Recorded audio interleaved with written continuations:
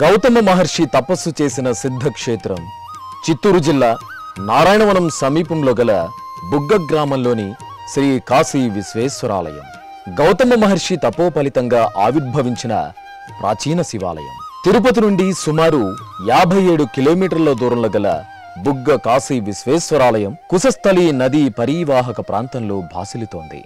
జటాయువు పర్వతంగా పిలిచే కాకుమాను పర్వతం చుట్టూ కొండ ఉత్సవాన్ని ముక్కనుమ నాడు పల్లె ప్రజలు వేడుకగా జరుపుకుంటారు. తిరుమల తిరుపతి దేవస్థానం ఆధ్వర్యంలో 1994లో ఈ ఆలయ జీర్ణోద్ధరణ మహాసంప్రోక్షణ జరిగాయి.